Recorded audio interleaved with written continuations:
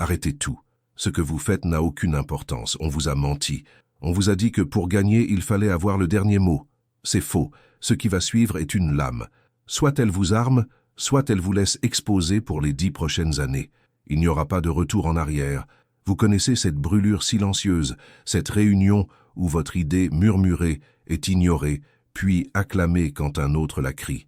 Ce dîner de famille où votre opinion est balayée d'un geste de la main comme une miette sur la table. Cette dispute où vous êtes noyé sous un flot de paroles jusqu'à ce que vous cédiez, juste pour que le bruit s'arrête. Des heures plus tard, seul dans le noir, les répliques parfaites vous viennent, mais il est trop tard. Le poison de l'humiliation est déjà dans vos veines.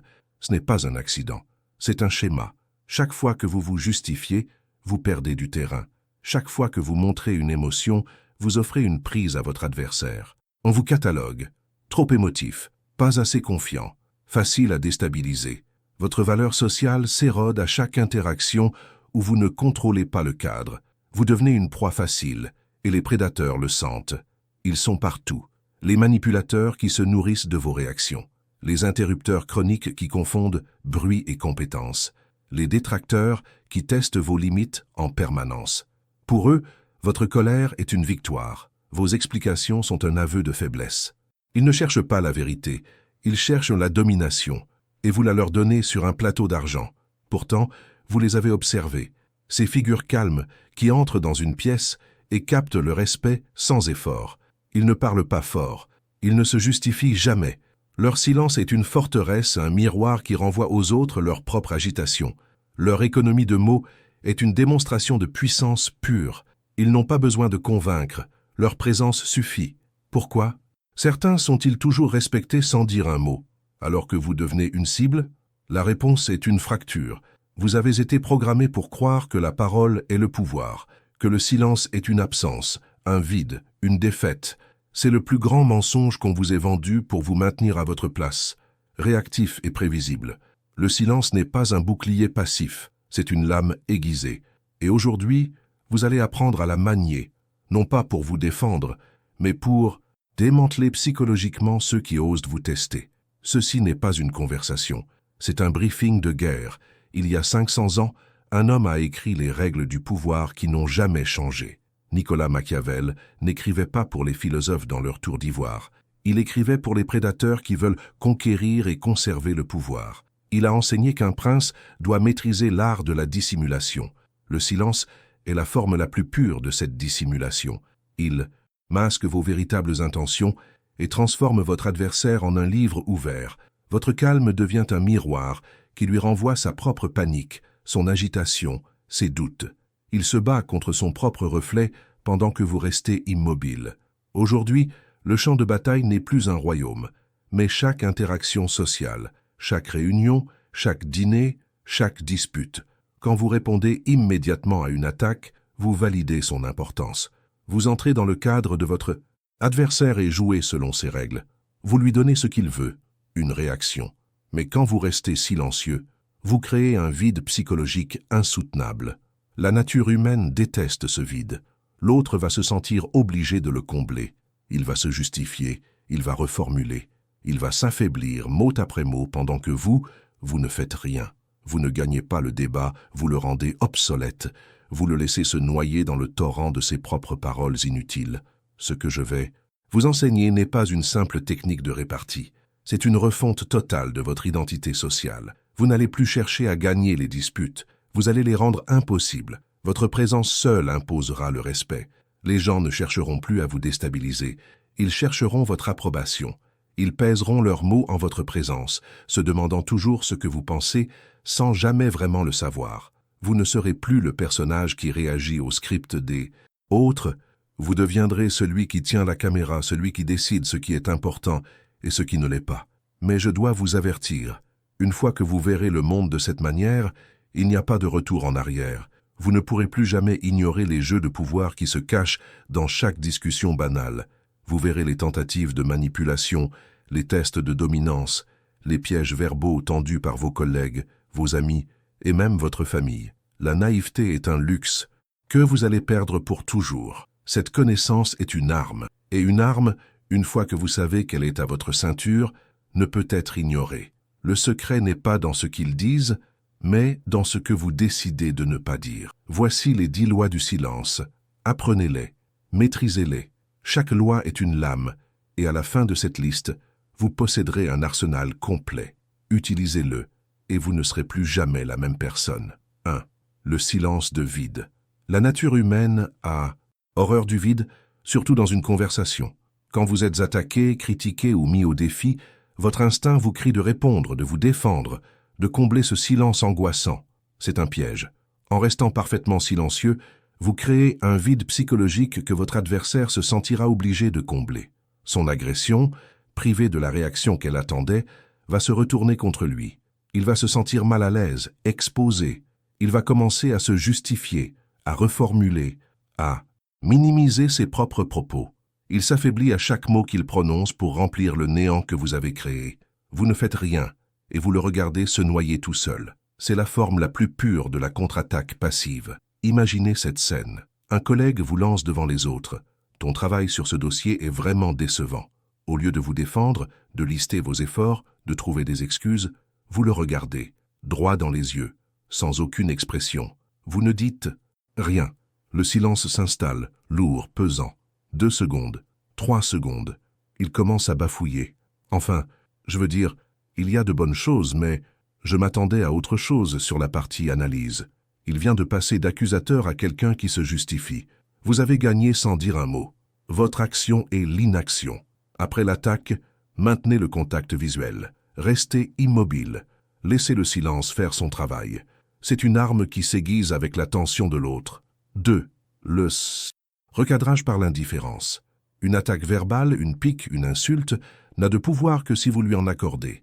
Votre réaction est le carburant qui alimente le feu de l'agresseur. Sans réaction, l'attaque meurt dans l'air, privée d'oxygène. L'indifférence calculée n'est pas de la faiblesse, c'est une déclaration de supériorité. Elle envoie un message clair. Ce que tu viens de dire est si insignifiant, si indigne de mon attention, que cela ne mérite même pas une réponse. Vous ne refusez pas de jouer son jeu, vous montrez que son jeu n'existe même pas dans votre réalité. Vous le déclassez instantanément. Il voulait un combat, vous lui offrez le mépris du néant. Quelqu'un vous lance une pique sur votre tenue lors d'une soirée. Vous pourriez rougir, vous justifier ou répondre par une autre pique. C'est ce qu'il attend. Au lieu de ça, vous le regardez une fraction de seconde, un micro-sourire presque imperceptible au coin des lèvres, comme si vous veniez d'entendre le bruit d'un insecte. Puis, sans un mot, vous vous tournez vers la personne à côté de vous et reprenez la conversation précédente, comme si de rien n'était. Vous venez de l'effacer de l'interaction. Votre action est un pivot. Ignorez la provocation. Ayez un léger sourire en coin. Changez de sujet ou d'interlocuteur immédiatement. Vous lui montrez qu'il n'est même pas sur votre radar. 3. L'écho inquisiteur. Cette technique est une forme de jiu-jitsu verbal. Vous utilisez la force de l'attaque de votre adversaire pour la retourner contre lui. Quand quelqu'un vous lance une accusation, souvent une généralisation vague et agressive, au lieu de la nier, vous l'isolez et la lui renvoyez sous forme de question. Cela le force à devenir l'avocat de sa propre attaque. Il doit maintenant prouver, argumenter, détailler ce qui n'était qu'une agression gratuite. La pression change de camp. De cible, vous devenez juge. Il voulait vous mettre sur la défensive, et il se retrouve à devoir défendre la validité de ses propres paroles. La plupart du temps, il en est incapable. Votre partenaire vous dit, sur un ton de reproche, « Tu es toujours en retard ». Votre premier réflexe serait de dire « Non, ce n'est pas vrai. La semaine dernière, j'étais à l'heure. » Erreur. Vous entrez dans son cadre. À la place, regardez-le calmement et répétez ces derniers mots avec un ton interrogatif, presque curieux. Toujours en retard? Le silence qui suit est votre allié. Il est maintenant obligé de fouiller dans sa mémoire pour trouver des preuves, et son accusation péremptoire se dégonfle en une plainte pathétique. Votre action est de répéter. Isolez le mot clé de l'accusation. Répétez-le sous forme de question avec un ton neutre. Puis, taisez-vous et observez. 4. La pose de pouvoir. Dans le jeu social, la vitesse est un signe de faiblesse. Celui qui se précipite pour répondre est perçu comme réactif, nerveux, sur la défensive. Il donne l'impression qu'il a quelque chose à prouver. Le pouvoir, au contraire, prend son temps, en marquant une pause délibérée de 2 à 3 secondes avant de répondre à une question ou à une attaque. Vous communiquez plusieurs choses à la fois. 1. Vous n'êtes pas intimidé. 2. Vous contrôlez le rythme de l'échange. 3. Votre parole est précieuse et réfléchie. Elle ne jaillit pas sous le coup de l'émotion. Cette simple pause crée une tension, une anticipation. Elle force tout le monde à attendre votre réponse, lui donnant un poids qu'une réplique immédiate n'aurait jamais eu. En pleine réunion, votre supérieur vous pose une question pointue pour vous tester devant tout le monde. L'instinct de survie vous pousse à répondre immédiatement pour montrer que vous savez. Ne le faites pas. Regardez-le. Maintenez le contact visuel. Prenez une lente et discrète inspiration. Laissez passer 2 secondes de silence. Puis, répondez de manière calme et posée. Vous n'avez pas seulement répondu à la question, vous avez affirmé votre contrôle sur la situation et votre propre état émotionnel. Votre action est de respirer. Avant de répondre à toute question importante, marquez une pause. Comptez jusqu'à 3 dans votre tête. Le contrôle du temps et le contrôle de la situation. 5. La validation ambiguë. Parfois, l'objectif n'est pas de gagner un argument, mais d'y mettre fin avec le moins de dépenses d'énergie possible. Face à quelqu'un qui cherche le conflit ou qui affirme une opinion avec véhémence, ni l'accord ni le désaccord ne sont de bonnes options. L'un vous soumet, l'autre vous engage dans un combat inutile. La validation ambiguë est une 3e voie. Elle consiste à reconnaître la parole de l'autre sans pour autant valider son contenu. C'est une technique de neutralisation qui laisse votre interlocuteur sans prise. Il ne peut ni célébrer une victoire ni continuer le combat. La conversation meurt et vous avez préservé votre énergie. Lors d'un débat houleux, un collègue affirme avec force une opinion avec laquelle vous êtes en total désaccord. Au lieu de contre-argumenter, vous hochez lentement la tête, l'air pensif, et vous dites sur un ton neutre « c'est un point de vue » ou encore « je vois où tu veux en venir ». Puis, le silence. C'est une porte qui se ferme poliment mais fermement. Il n'y a rien à ajouter. L'argument est désamorcé. Écrivez dans les commentaires « je me refuse à me justifier ». Votre action est de valider la forme, pas le fond. Utilisez des phrases comme « intéressant » ou « je comprends ta perspective ». Puis ne dites plus rien. 6. Le retrait physique. Votre corps parle bien plus fort que vos mots. Avant même de songer à mettre fin verbalement à une conversation, votre corps peut envoyer un signal irréfutable que l'audience est terminée. Un léger pas en arrière, une orientation subtile de vos pieds vers la sortie, un regard qui se détache de votre interlocuteur pour se poser sur un point au loin. Ces micro-mouvements communiquent le désengagement. Ils sont l'équivalent non-verbal de « raccrocher le téléphone ». L'autre personne, même inconsciemment, sentira que votre attention s'est retirée. Elle sentira que le rideau est en train de tomber. C'est infiniment plus puissant que de dire « bon, il faut que j'y aille ». Vous êtes coincé avec quelqu'un qui se plaint sans fin. Ces paroles sont un flot de négativité qui draine votre énergie. Au lieu de hocher la tête passivement, commencez à reculer très subtilement, d'un demi-pas. Orientez votre torse légèrement sur le côté. Votre regard n'est plus totalement focalisé sur lui. Son cerveau reptilien va recevoir le message. La connexion est rompue. Il va soit conclure rapidement, soit chercher une autre victime. Dans les 2 cas, vous êtes libre. Votre action est de vous désengager physiquement. Un léger recul, un pivot du corps, un regard qui se détache. Votre corps doit annoncer la fin avant que votre bouche n'ait à le faire. 7. Le verdict par le regard. Oubliez les répliques cinglantes. Le mépris, la pitié ou la déception s'expriment avec une puissance dévastatrice à travers un simple regard. Les mots peuvent être débattus, interprétés, retournés contre vous. Un regard, lui, est un verdict silencieux et définitif. Face à une parole déplacée, une blague humiliante ou une tentative de vous rabaisser, répondre verbalement, c'est descendre au niveau de l'agresseur. Le fixer avec un regard dénué d'émotion, mais chargé de jugement, est une condamnation. C'est un regard qui dit « Je t'ai vu, j'ai vu ta bassesse, et je ne suis pas impressionné ». C'est une arme psychologique qui laisse une marque bien plus profonde que n'importe quelle insulte. Lors d'un dîner, quelqu'un fait une blague à vos dépens, attendant que tout le monde rie. Au lieu de rire nerveusement ou de protester, ne faites rien. Levez simplement les yeux vers lui et fixez-le. Pas un regard de colère, un regard froid, clinique, presque déçu. Maintenez ce contact visuel 1 seconde de trop, juste assez pour que le malaise s'installe. Puis détournez le regard comme si vous veniez d'observer quelque chose de pathétique. Vous n'avez rien dit, mais vous avez tout communiqué. Votre action est de juger avec vos yeux. Face à une bassesse, offrez un regard calme, stable et légèrement déçu. C'est un miroir qui renvoie à l'autre sa propre médiocrité. 8. L'interruption silencieuse. On vous a appris que se faire interrompre est une fatalité, que vous devez soit parler plus fort, soit céder la parole. C'est faux. Vous pouvez reprendre le contrôle de la conversation sans élever la voix, en utilisant le silence comme une arme de pression sociale. Si quelqu'un vous coupe la parole, au lieu de lutter, arrêtez-vous de parler instantanément, mais ne baissez pas la tête. Ne montrez aucun signe de défaite. Restez dans la même posture, la bouche peut être même légèrement entr'ouverte, comme si votre phrase avait été suspendue dans le temps. Puis, fixez la personne qui vous a interrompu. Ne la quittez pas des yeux. Le silence qui va s'installer sera différent. Il ne sera pas vide. Il sera plein de votre intention inachevée. Tous les regards vont se tourner vers l'interrupteur, qui se sentira soudainement exposé et impoli. Puis, les regards se tourneront vers vous, vous invitant silencieusement à terminer votre pensée.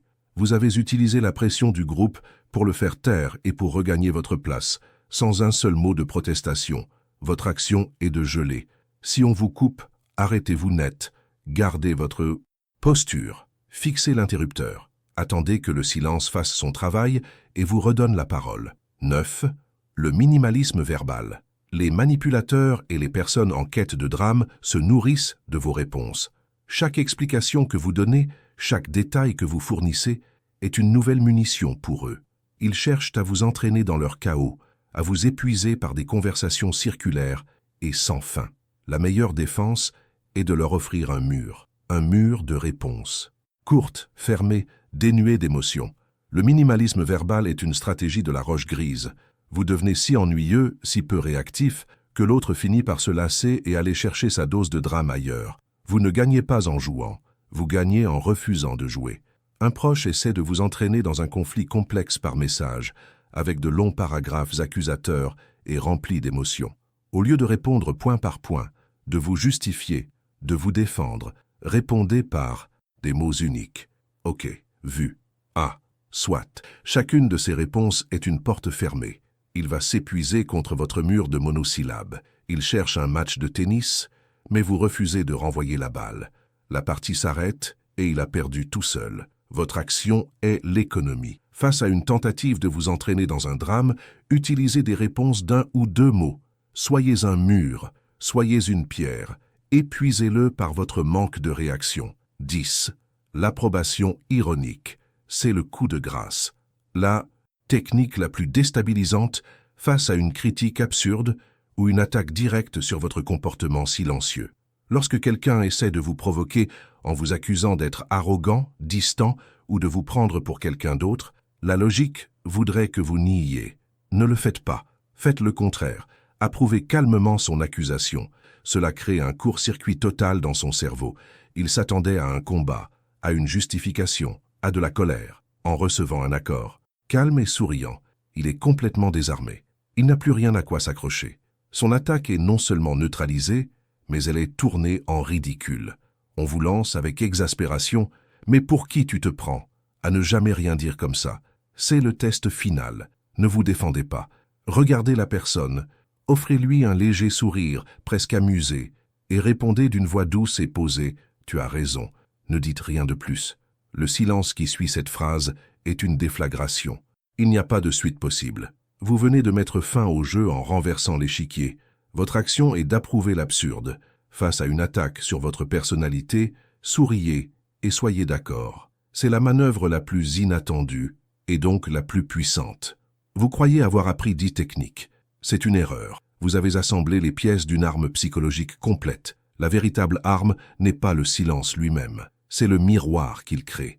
Un miroir impitoyable qui ne reflète pas votre image, mais qui renvoie à vos adversaires leur propre agitation, leur propre vide, leur propre besoin désespéré de validation. Ils ne se battent plus contre vous. Ils se battent contre le spectacle de leur propre faiblesse. Vous n'êtes plus un joueur dans leur jeu. Vous êtes devenu le plateau sur lequel ils se détruisent eux-mêmes, pièce par pièce. Observez la dynamique de groupe se transformer sous vos yeux. Le respect, autrefois accordé à celui qui parlait le plus fort, gravite maintenant vers vous, le centre silencieux du pouvoir. Les autres, mal à l'aise face au bruit devenu soudainement creux et inutile de votre adversaire, commencent à douter de lui. Votre calme ne fait pas que vous élever, Il expose la supercherie de ceux qui confondent volume et valeur. Les regards se détournent d'eux et se posent sur vous, cherchant une approbation que vous ne donnerez jamais facilement. Vous avez changé les règles sans dire un mot. Et lui, l'antagoniste, le voilà, piégé. Ses interruptions se heurtent à un mur de calme. Ses provocations meurent sans l'écho de votre réaction. Il va devenir plus agressif, plus bruyant, peut-être même vous attaquer directement. Tu n'as rien à dire? Tu te prends pour qui? Ne vous y trompez pas. Ce n'est pas une question, c'est un cri de désespoir. Il ne vous attaque pas, il vous supplie de le sauver de son propre effondrement psychologique.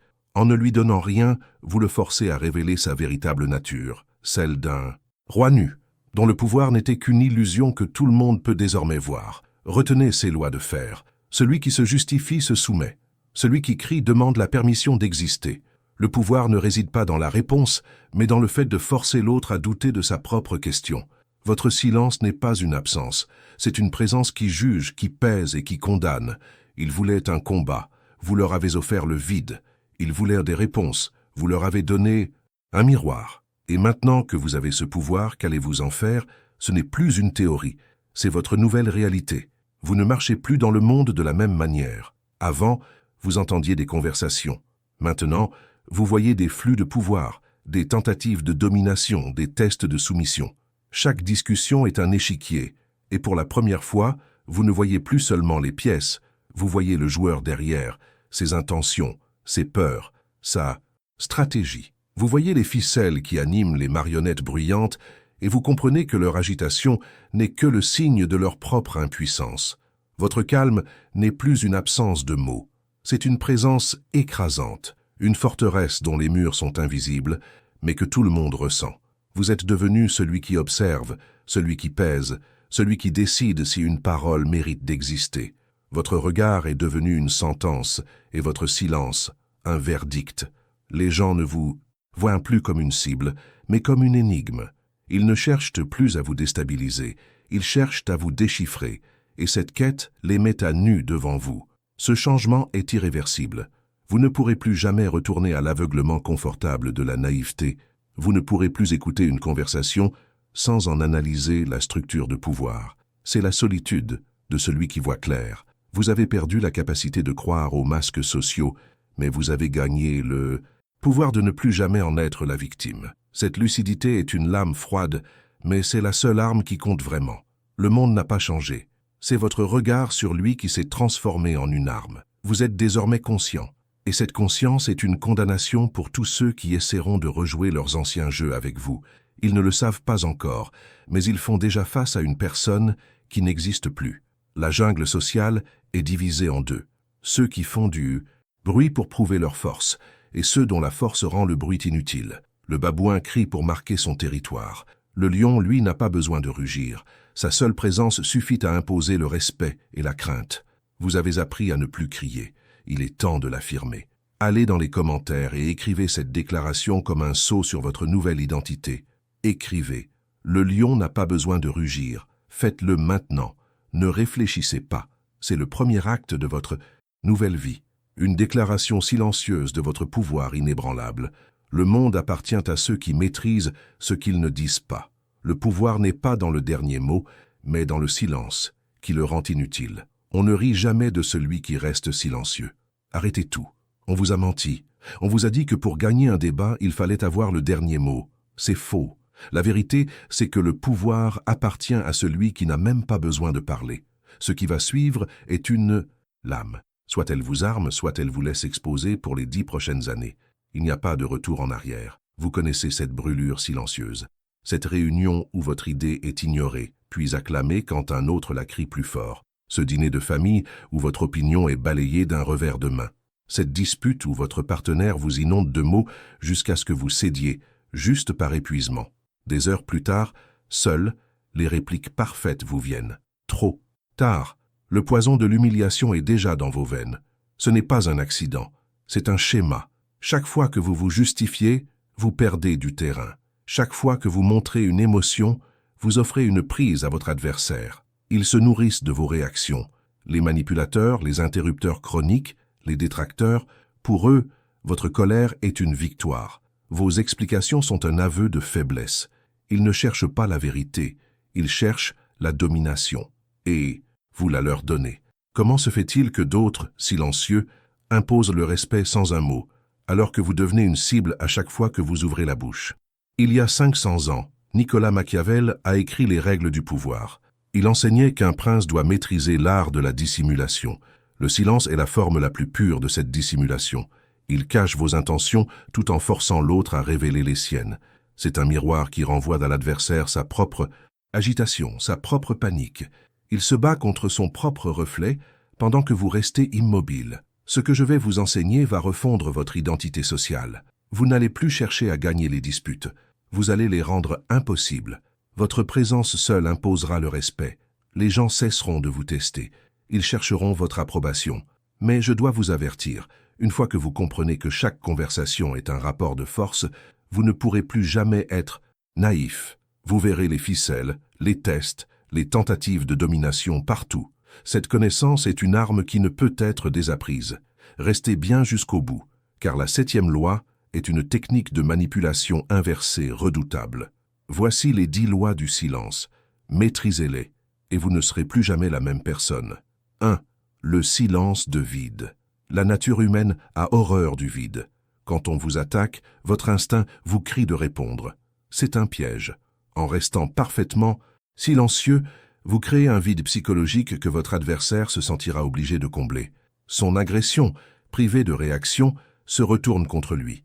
Il se justifie, il reformule, il s'affaiblit à chaque mot. Un collègue dit « Ton travail sur ce dossier est vraiment décevant ». Regardez-le fixement, sans émotion. Ne dites rien. Le silence s'installe. Il va bafouiller. Enfin, je veux dire, il y a de bonnes choses, mais vous avez gagné sans dire un mot. Votre action est l'inaction. Après, l'attaque, maintenez le contact visuel. Laissez le silence faire son travail. 2. Le recadrage par l'indifférence. Une provocation n'a de pouvoir que si vous lui en donnez. Votre réaction est son carburant. L'indifférence calculée n'est pas de la faiblesse, c'est une déclaration de supériorité. Elle envoie un message. Ce que tu dis est si insignifiant que cela ne mérite même pas une réponse. Quelqu'un vous lance une pique sur votre tenue. Au lieu de répondre, ayez un micro-sourire en coin, comme si vous aviez entendu un insecte. Puis tournez-vous vers quelqu'un d'autre et reprenez la conversation. Vous venez de l'effacer. Votre action est un pivot. Ignorez la provocation. Changez de sujet ou d'interlocuteur. 3. L'écho inquisiteur. C'est du jujitsu verbal. Vous utilisez la force de l'attaque contre elle-même. Quand quelqu'un vous lance une accusation, isolez-la et renvoyez-la sous forme de question. Cela le force à devenir l'avocat de sa propre attaque. On vous dit « Tu es toujours en retard ». Ne niez pas. Répondez calmement. Toujours en retard. Le silence qui suit le met au défi de prouver sa généralisation. La pression change de camp. Vous n'êtes plus la cible. Vous êtes le juge. Votre action est de répéter. Isolez le mot-clé. Répétez-le sur un ton interrogatif. Puis, taisez-vous. 4. La pause de pouvoir. La vitesse est un signe de faiblesse. Celui qui se précipite pour répondre paraît réactif, défensif. Le pouvoir prend son temps. En marquant une pause de 3 secondes avant de répondre, vous communiquez le contrôle. Votre parole devient précieuse. En réunion, votre chef vous pose une question difficile. Ne répondez pas tout de suite. Regardez-le. Prenez une lente inspiration. Laissez passer 2 secondes de silence. Puis répondez. Vous n'avez pas seulement répondu, vous avez affirmé votre autorité. Écrit en commentaire, « Mon silence est une arme. Votre action est de respirer. » Avant de répondre, comptez jusqu'à 3. Le contrôle du temps est le contrôle de la situation. 5. La validation ambiguë. Parfois, le but n'est pas de gagner, mais de terminer l'argument. Face à une opinion véhémente, ni l'accord ni le désaccord ne sont de bonnes options. La validation ambiguë neutralise. Elle reconnaît la parole de l'autre sans valider son contenu. Un collègue affirme une opinion politique. Au lieu de contre-argumenter, hochez lentement la tête et dites « c'est un point de vue » ou encore « je vois où tu veux en venir ». Puis, le silence. C'est une porte qui se ferme. L'argument est désamorcé. Votre action est de valider la forme, pas le fond. Utilisez des phrases neutres. Puis, ne dites plus rien. 6.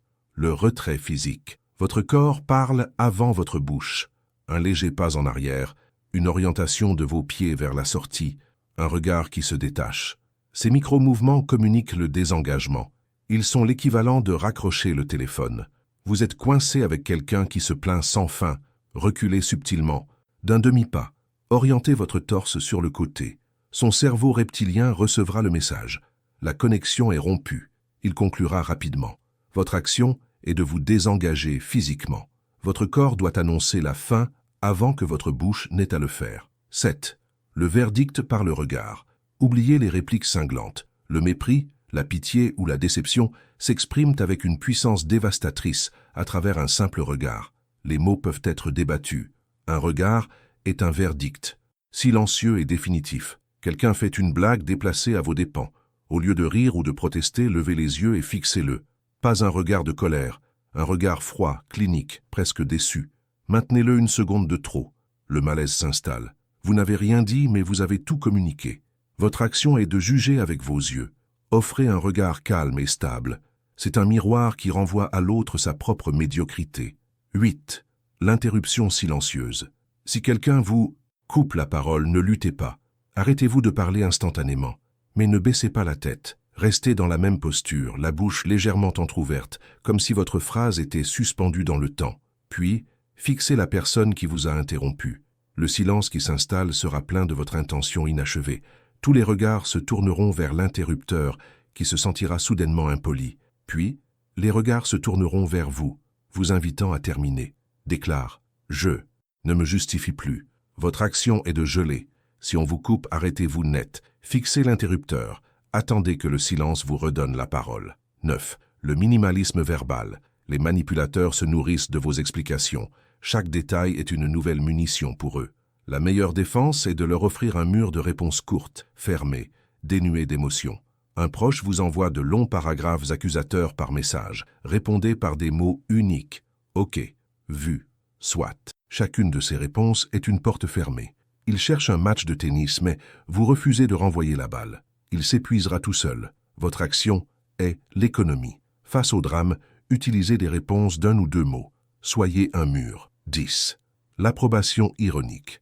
C'est le coup de grâce. Face à une critique absurde, approuvez-la avec un calme glacial. Cela crée un court-circuit total dans le cerveau de l'adversaire. On vous lance, avec exaspération, « Mais pour qui tu te prends ?» à ne jamais rien dire comme ça. Ne vous défendez pas. Regardez la personne. Offrez-lui un léger sourire, presque amusé, et répondez d'une voix douce. « Tu as raison. Ne dites rien de plus. » Le silence qui suit est une déflagration. Vous venez de mettre fin au jeu en renversant l'échiquier. Votre action est d'approuver l'absurde. Souriez et soyez d'accord. C'est la manœuvre la plus inattendue, et donc la plus puissante. Vous avez appris ces 10 lois. Vous êtes maintenant une forteresse silencieuse. Votre calme projette une autorité inébranlable. Vous n'êtes plus une victime verbale, vous êtes l'observateur, le juge silencieux qui voit le jeu et refuse d'y jouer selon les règles des autres. Votre silence est un miroir qui renvoie aux autres leur propre agitation. Ils ne se battent plus contre vous, ils se battent contre le spectacle de leur propre faiblesse. Ce changement est irréversible.